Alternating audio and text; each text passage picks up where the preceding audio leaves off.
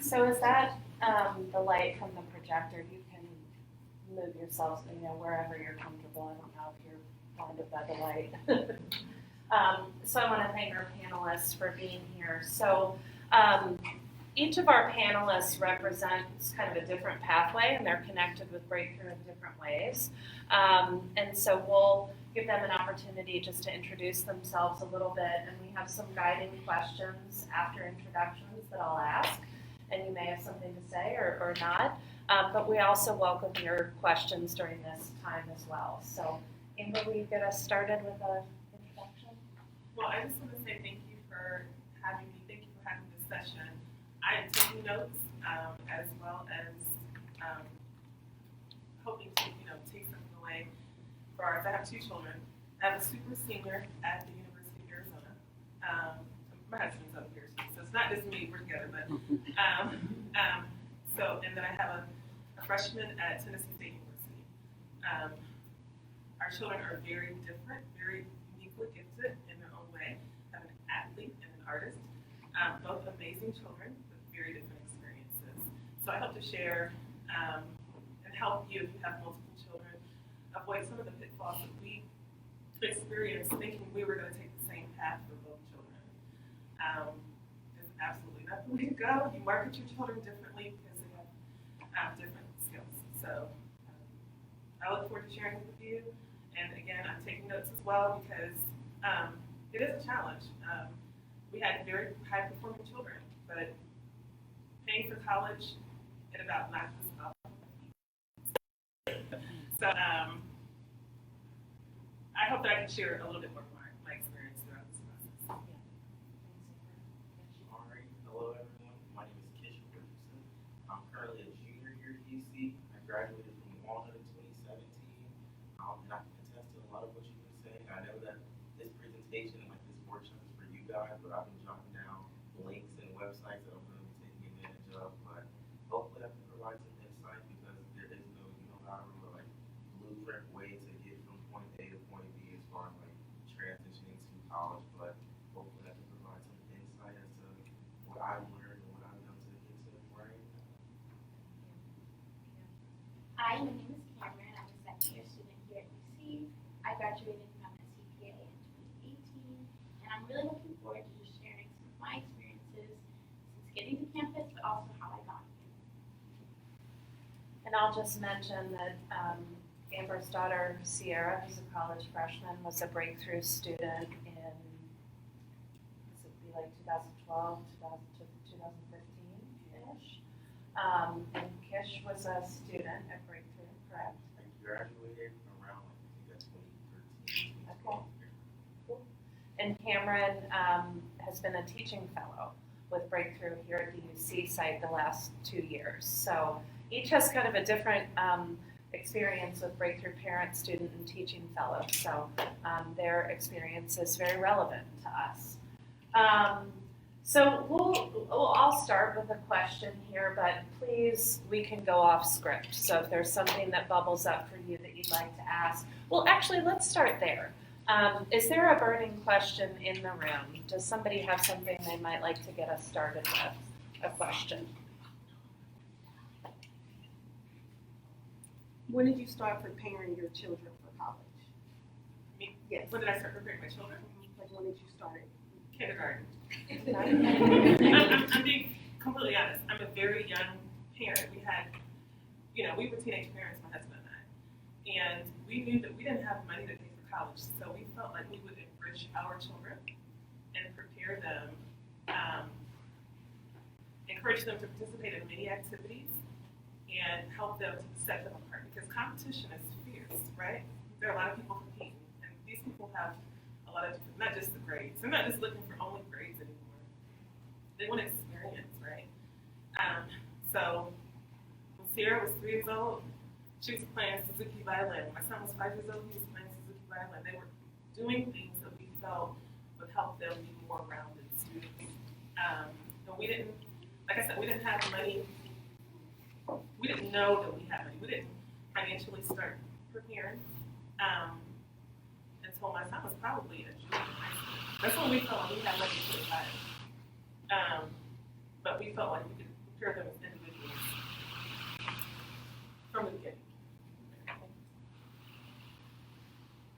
Cameron and Kish, any, I mean, you're the students yourselves, so. I wish I would have prepared earlier. I think I started late in my junior year of high school, with just trying to figure out like what I want to do as a major, where I want to go to school, and really looking into different ways to pay for school. But I definitely think that I did it very last minute. And you know, when applications came around, it really creeped up on me. So I just start earlier. I would just say don't limit yourself. So I used to caddy. I'm not sure if anybody knows what caddy is, but they had a full ride scholarship to either Miami or OSU. And so I had my eyes set on that. I was talking with different members of the country club I caddied at, and I was a strong applicant, but I definitely behoove you. I would say it behooves me to not put all my eggs in one basket, just in the sense that like not everything turns out the way you want it to turn out, right? So making sure you are taking advantage of the different scholarships that are out there, looking into them. Like it's never too early to start looking into those scholarships, but never just put your eggs in one basket so you aren't left trying to scurry and find different funding options or resources. So take advantage of the resources that are available. There's like different programs that can kind of help you determine what you want to be. And they're like those are like these four categories like health, construction, engineering, and I forgot that. Something like that. So like there's like four categories, but like personally I feel like I don't completely fit in just one category. So how necessarily do I kind of determine what I want to be and what I want to do when like the options are only put in four different places that are like not necessarily fit in. Like you were saying, don't limit yourself. We had our oldest son decided that he wanted to be an engineer from the time he was in seventh grade. We sent him to camps. He went to Northern Kentucky University, did engineering camps. He actually spent a summer at Purdue, an engineering camp. We just really tried to hone in on what he identified at an early age he wanted to do. He went to college and majored in something totally different, computer science. So it's a little bit related, but it's okay if you don't know right now what you want to do. It's okay. So just, but I do encourage you not to. My daughter is gifted in foreign language, and she wanted to leave that alone. And I encourage you, if you have a strength and you haven't decided where you want to go, nurture all of your gifts because you don't know if that's what you're going to fall back on. So it's okay if you don't know, but if you have a gift, continue to nurture that gift. If you're strong in math, continue to, challenge yourself in math. It's okay if you don't know. Sarah, was that consistent? You had your hand up? Yeah, I've tried things out, so there are lots of great summer programs to try out. I was also going to say that there's a free tool on the web that I think is pretty good. It's called U Science, and you can take it at any time. It's a series of brain games, and it gives you all kinds of ideas. So it's kind of fun, and they're tailored to your talents. But I think trying things out in summer programs is excellent. So I'm noticing a question up here, and Cameron brought up applications and how many colleges to apply to. So I'm just curious across our panel, how many colleges did you or your students apply to, and what was the initial cost of the application, or even just a range? I don't know that we've talked about that yet here today. So maybe someone. I applied to a lot of schools, like 10 to 15, and application costs are expensive. There are some that are like, I think the cheapest for me were like $50, but other applications were like $100. You can sometimes get fee waivers from your counselors, which help combat costs. I think you just have to fill out a form and get it turned in, but that helps a lot with, I think, application fees. But I would definitely suggest, applying to schools that, might be close to you locally, but also, apply to some schools out there, take that risk. But yeah, definitely apply. If you can get fee waivers, do it because applications cost a lot. Definitely reiterate, don't limit yourself. If you have a dream school that you want to apply to, I would definitely say apply.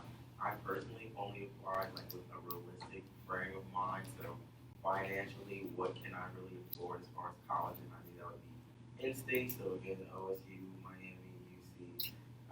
But with that being said, take advantage of the resources that you have at your disposal. I know the application process in itself can seem somewhat daunting, especially like going through everything and filling it out. But if you budget your time wisely enough, then you'll be able to handle that. Just be able to prepare just a little bit more in advance. So my children, my son was a National Merit Scholar, so schools sought him out. So oftentimes the application fees will be waived. He applied to a few schools. My daughter was not. I think she applied to about 6 schools, and we found that oftentimes, like college fairs, they would allow you to apply on the spot for free. Sometimes you still have to pay to send your ACT, SAT scores to them, but there are ways around.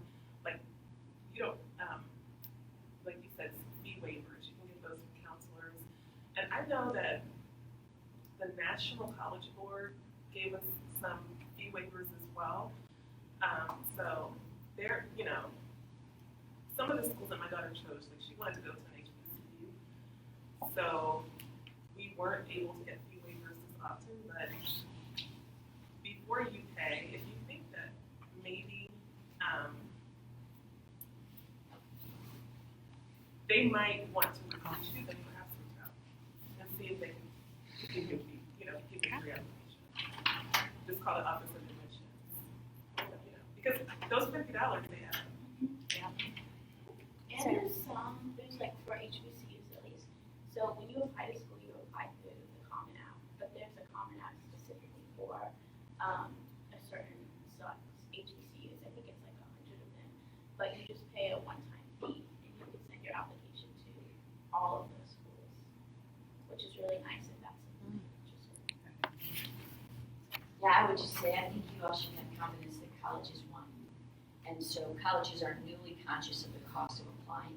Many in the last summer started to say, we'll accept a self-reported score, and then you only have to pay to send your test score in May once you decide to go to that college. So a lot of I would seek all the fee waivers you can and have confidence that colleges want you to apply, and if you say the cost of applying is getting in the way, they may. Are there any questions in the room? What are you thinking about?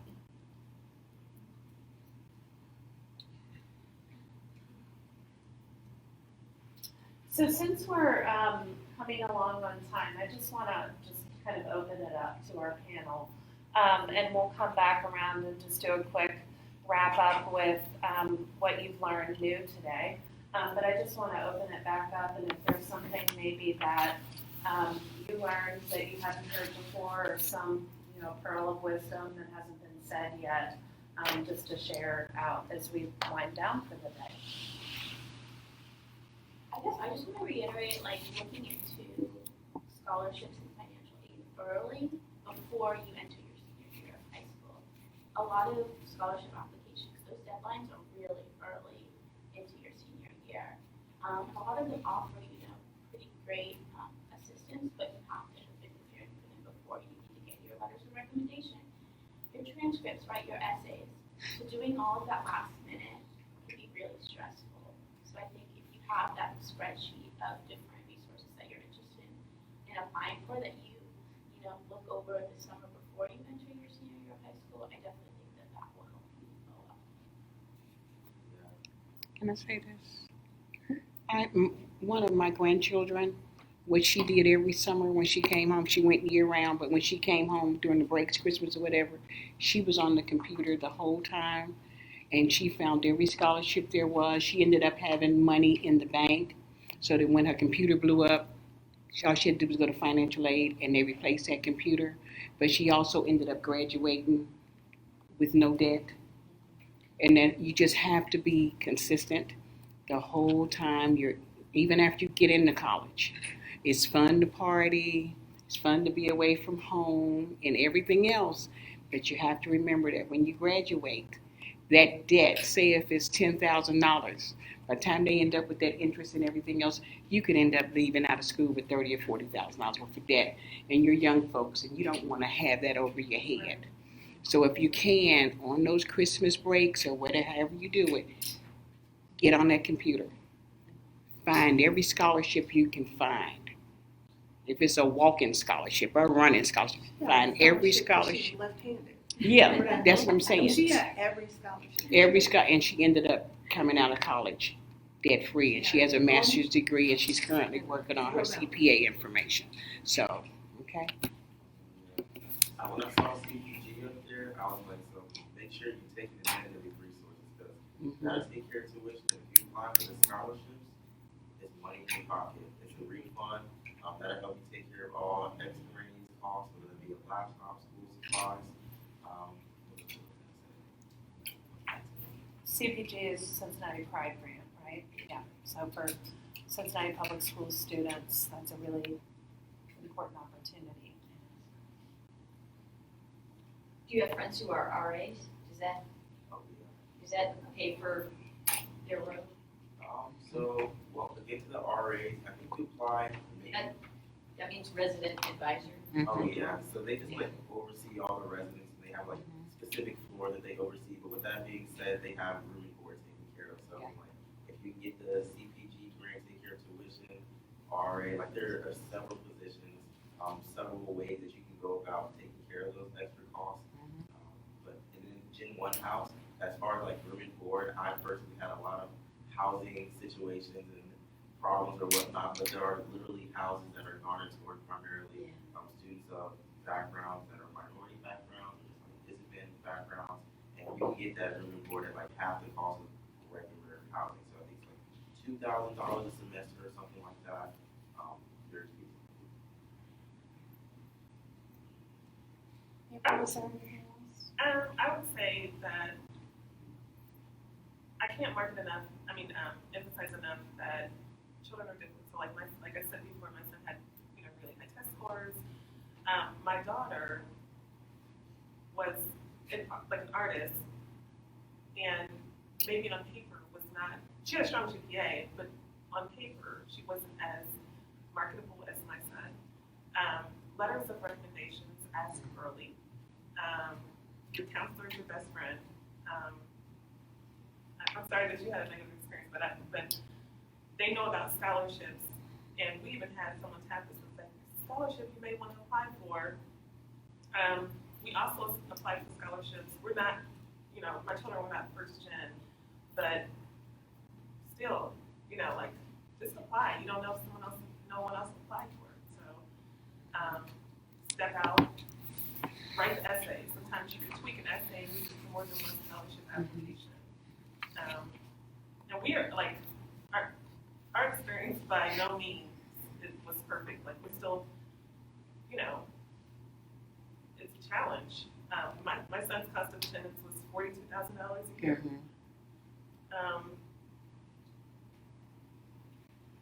But we felt like college was the best option for our children, and the places that they are were the best options for them. And we're working and sacrificing as a family to make it happen. So don't be discouraged. I know that I was really surprised because I know when I went to college, you can take out as much money as you wanted. Like as much money that you want to borrow, you can take it. And I know that when my son was a junior, I saw that some of his friends were going to graduate from Walnut Hills, and some of them were going to Cincinnati State. And I could not believe it. I was like, wait a minute. These kids are going to Cincinnati State. Like, what is going on? Then I realized college is very expensive, and that's really a great option in my opinion, or even UC Blue Action. You start there, get your associate's degree, you transfer. Think outside of the box. Like there's no one path. Consider all options for your students. So, I don't know. So over the last language. Am I missing something? But there are resources out there. So just be willing to ask. Be willing to get those strong letters of recommendations. Foster that communication so you get strong letters. be well-rounded as possible. Yeah, I was about to say, I wrote this down too. But make sure like your children are getting into like leadership programs and taking part in school clubs and just, being as all around participating so that they can. That differentiates you from the other applicants. After that, finding out what you want to do in the future. Yes, we're speaking to a lot of like what you should be focusing on a little bit down the road, but in the moment, grades, things like test scores, those are very important. Something when you really want to focus on something now, grades and test